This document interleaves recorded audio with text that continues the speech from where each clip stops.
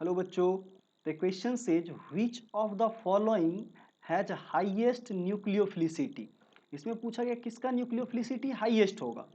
तो देखो बच्चों, अगर पीरियोडिक टेबल में ये एलिमेंट जो है वो लेफ्ट से राइट ऑर्डर में अरेंज्ड है, तो सबसे पहले जो देखें तो क्या है CH3 माइनस, देन कार्बन के बाद क्या आता है नाइट्रोजन, तो that is your NH2 minus. सारे एलिमेंट क्या सेकंड पीरियड के एलिमेंट है। देन क्या होता है आपका OH माइनस, एंड देन कौन होता है F माइनस।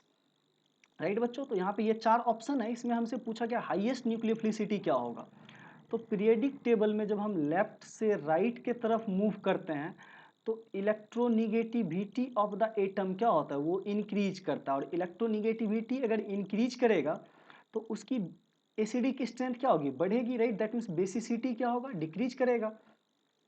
तो क्लियरली बोल सकते हैं कि इलेक्ट्रोनिगेटिविटी अगर इंक्रीज कर रहा है तो उसका जो बेसिसिटी होगा, right, that is your basicity, वो क्या करेगी डिक्रीज करेगी। उसकी बेसिसिटी क्या होगी डिक्रीज करेगी। रीजन क्या है बच्चों, देखो F माइनस जो मोर इलेक्ट्रोनिगेटिव है तो क्या करेगा निगेटिव चार्ज को ज़्यादा स्टेबलाइज करेगा।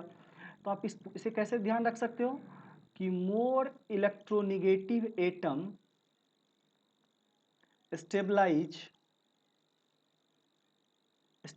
निगेटिव चार्ज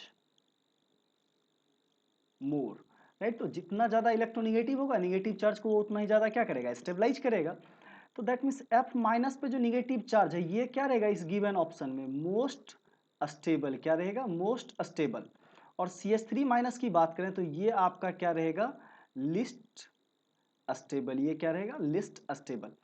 अब देखो बच्चों, जब लेफ्ट से राइट पीरियोडिक टेबल में मूव करते हैं तो बेसिसिटी क्या होता है डायरेक्टली प्रोपोर्शनल टू न्यूक्लियोफिलिसिटी होता है। राइट, तो that is your basicity is directly proportional to nucleophilicity.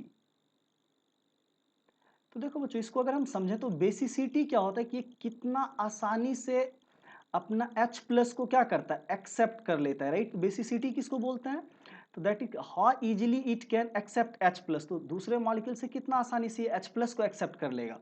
जबकि न्यूक्लियोफिलिसिटी की बात करें तो ये कितना आसानी से किसी पॉजिटिव सेंटर को, राइट, या कितना क्विकली किस रेट से ये पॉजिटिव सेंटर को अटैक करेगा। तो देखो बच्चों, सिंपली है कि जो आपका मोस्ट स्टेबल है, राइट, दैट मीन्स ये जो माइनस है तो ये H प्लस को एक्सेप्ट करने की टेंडेंसी क्या रखेगा कम रखेगा। जबकि CH3 माइनस ये क्या लिस्ट स्टेबल है तो ये H प्लस को एक्सेप्ट करने की टेंडेंसी क्या रखेगा सबसे ज्यादा। क्लियरली बोल सकते हैं CH3 माइनस क्या होगा मोर बेसिक होगा as compare to F minus. Similarly nucleophilicity की बात करें तो देखो बच्चों, ये भी पॉजिटिव सेंटर को अटैक करने जाएगा और CH3 माइनस भी पॉजिटिव सेंटर को अटैक करने जाएगा।